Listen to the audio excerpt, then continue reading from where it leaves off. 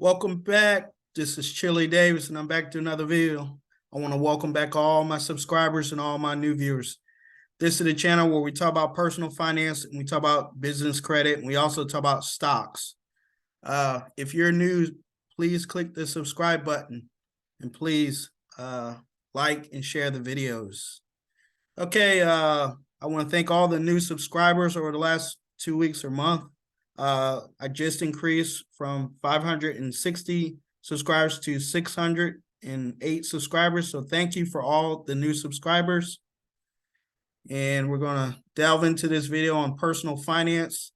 Today we'll be talking about credit. We'll be talking about personal finance and the FICO score. Okay, so if you scroll through some of my videos, you'll see I talked about raise and discover credit card from $2,000 to $10,000 over 2 years. Also, how to start off your credit journey, and also what makes up the perfect credit score. So those were credit videos I did in the past. And today we'll go to NerdWallet. Okay, so NerdWallet is saying what is a FICO score and FICO score versus a credit score. So these are the 5 factors. Talks about credit card use, payment history, 10% new credit, 15% length of credit, and 10% credit mix. Okay, so that's if you have car loans and credit cards, that makes up that 10%. Okay, all right. So here it says, what is a FICO score? FICO score is a 3-digit number, typically from 300 to 850, and tells lenders how likely a consumer is to repay borrowed money based on credit history. Okay. So what is the FICO score range? Again, we talked about that. The company is Fair Isaac Company. That's what the F and the I stand for. So the Fair Isaac Company, he created this algorithm about 40 years ago, and it is a good indicator whether or not someone will default on their credit lines. Okay, so it says, what is a good FICO score? Generally, a good FICO score is from 690 to 719 is good credit. And why is FICO score important? Okay, creditors often use FICO score and make a decision whether to approve an application for a loan or a credit card. Okay, so today we'll look at 2 credit profiles through Credit Karma. I love Credit Karma. Credit Karma is a great website to get your Vantage score. It's not your FICO score, but it's more of an educational score here. So as you can see, this particular person has a 720 Vantage score. This is TransUnion, and 720 Equifax. Okay, so these are the 2 primary credit bureaus. And basically, you don't get the FICO score, but you do get the components. Those are the 5 factors. So let's click on the 5 factors here under the TransUnion. Okay, so when we scroll down here, we see the 5-6 factors. Number 1, payment history. Number 2, credit card use. Number 3, derogatories. Number 4, credit age. And number 5, total accounts. And number 6, hard inquiries. Okay, hard inquiries just means where you requested for credit, whether that credit card or a home loan or a car loan. Okay, so these are the 6 factors that make up the FICO score. Okay, so it's very important to keep your credit clean. And I did do some points really quickly just to make this easy for you, because let's say we talked about the FICO score and that it gives you the whole components, 35% payment history, 30%. So what makes up this 850 points? Okay, so I did a breakdown for you. I made it really simple here. So here's the FICO score components here, and you max out at 850 points. Okay, so payment history makes up 35% of your score, and that's the equivalent to 298 points. Again, credit card use is 30%. It makes up 255 points. So that's a combination of a little over 560 points right here in these two areas. Okay, so we highly encourage you, don't miss any payments or call in to your local lender, credit card, and dispute some of those payments if you had any missed payments recently. Okay, length of history. Now, this is one that's sometimes called credit card age or age of credit lines. It's 127 points. And then we have the cherry on top, credit mix, which just really means you have a car loan and a couple of credit cards. Those are the two primaries. We'll dive in deeper on what some different types of credit are, and that's 85 points. So don't get lost in the sauce about this. And then last is new lines of credit. This means once a year, you're taking out a new line of credit. The banks and lenders will give you another 85 points. So 298 plus 255 plus 127 plus 85 plus 85 gives you the grand total of 180.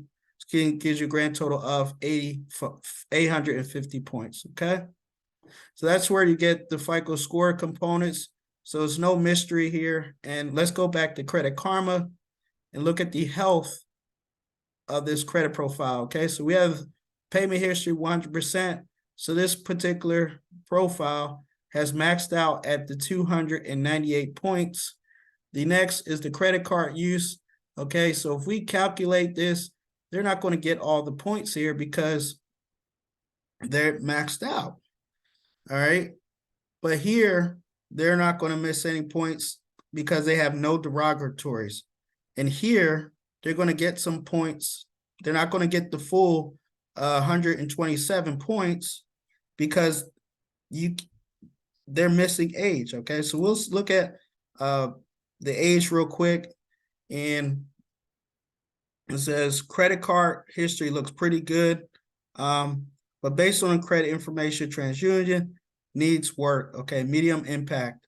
And again, they only have one credit card, 16 years of age, and they have one Capital One that's 7 months years old. Okay, so they're still, if we just average through here, the 16 years, the 3 years, the 2 years, pretty much they have the 4-year history, and this is hurting their profile. Okay, so this is what impacts credit. If we go back to this little chart here, this is called what you call length of history. So basically, they're missing half of these points because they only opened credit about 3 years ago. Okay, so that will impact your credit. If you have less than 2 years of credit, your credit profile is considered weak. So that is what is the components, the data in your credit score. See, a lot of people get caught up on the 850. It's not the 850 necessarily.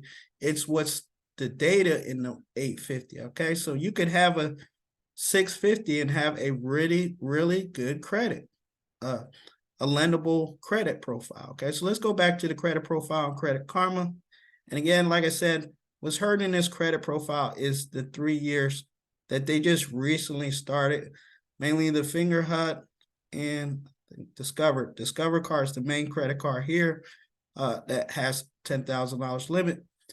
What's hurting the credit line is that pretty much they only have 3 to 4 years of history. Okay, so just keep that in mind when you're borrowing or going out to lenders.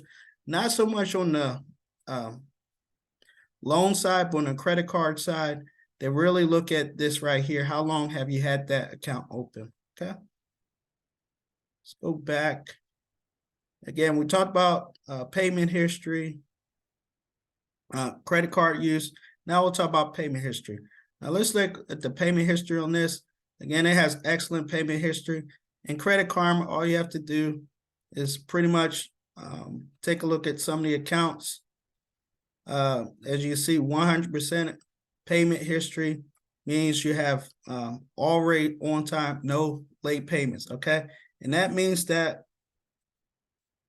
out of this payments factor, you get the 298 points. Okay, so that helps this score. Okay, 298.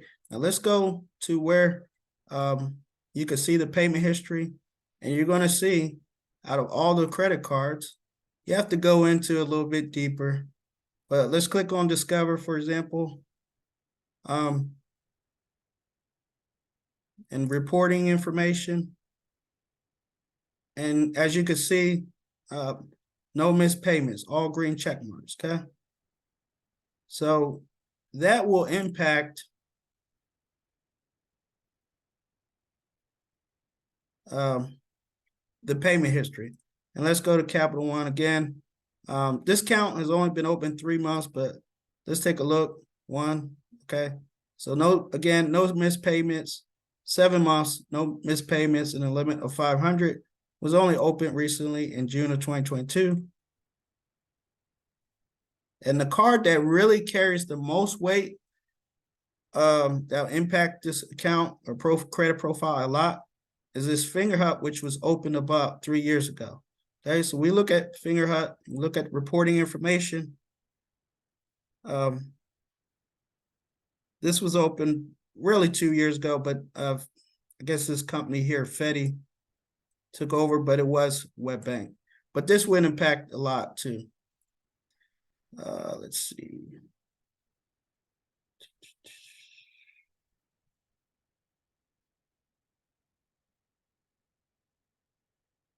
Okay, so you have to go under reporting information. Again, no missed payments, all green check marks. Again, I'm not going to belabor the point, but essentially, payment history is a really big factor. And if you miss any payment, it's going to take away from this right here, payments, 298 points, okay? That's payment history. Again, let's go back to NerdWallet.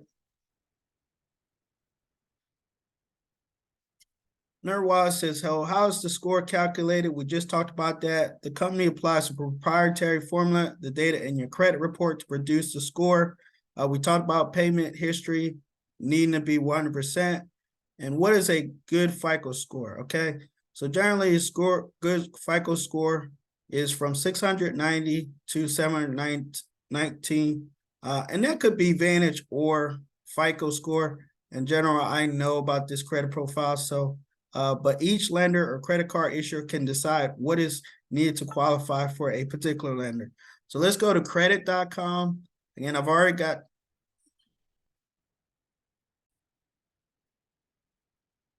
Okay, so here we are. Credit.com shows here improved by 33 points. Again, the factors are the same. Payment history, A+, debt usage, again, the credit card. So if we look at the credit card, again, it's the same thing, 28% of total overall credit cards. So this has 6 credit cards and a total limit of over 29,000, which is 28%. Now, if we go over to Credit Karma, it's going to be about the same, 26%. And this is the TransUnion report. If we go back,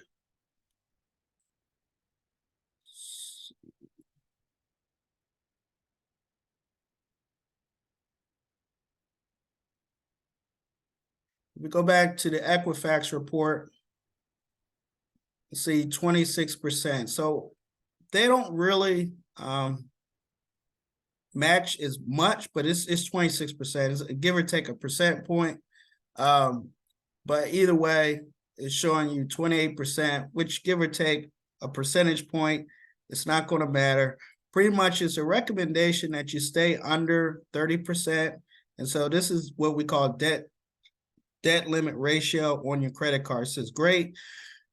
You're doing pretty good at your debt usage ratio. The goal is to use 30% available credit limit and preferably 10%. Okay, so again, this could do some work. But if we look at the main dashboard, they still have a good score, a B-. Okay, again, we'll look at credit age, looking at the details again. Last 3 months, 3 years, and 8 months. Again, this hurts the credit age, and this will impact lenders trusting this particular credit profile because of the 8 months account minus the 3 years will only give you 2 years of history. Okay, so this lender may say, hey, you know what, you just opened this other account only 6 months or 8 months ago. We'd like to see the account open for at least a year. Okay, so once you start stacking up those accounts for more than a year, keep those credit lines open, because that's what the lenders, banks, and credit unions like to look at. They like to see accounts open for at least a year so they can go into each credit card use like we talked about, and they can go through, like I said, for example, we'll go to Discover. They could go into the payment history and see that you've made your payments regularly, even if for just 1 year. They like to see that positive track record to approve you for your next credit card. Okay. And so that is basically credit.com provides you all that information there. Again, the credit age, what is hurting this credit profile. But other than that, this is what I help some clients do: maximize on the factors that you can control, not the factors that you can't. So in this terms, you can't control the credit age, but you can control sometimes debt usage, and you can control payment history. Now, one more thing I wanted to look at, because it's sort of tied to credit card usage. It's a little bit over the top, but debt to income ratio, again, this is what you'll hear often. Debt to income is a little bit more pronounced. Okay, debt income includes your installment accounts, which is your mortgage and your car loan, and it also includes your credit card payments and any other student loans and $200 in loan payments. Okay, and as you can see, they have this tool here which helps you calculate your debt to income ratio, and you see debt to income ratio is 84%. So for this particular person, their debt to income, according to their debts and according to their income of only $3,300 a month, is hurting them. Okay. Now, lenders use debt to income ratio along with credit history to evaluate whether a borrower can repay a loan. Okay, so that DTI, or debt to income ratio, which is often heard, you know, the thing about the debt to income ratio, it does not affect whether you can get approved or not for a credit card.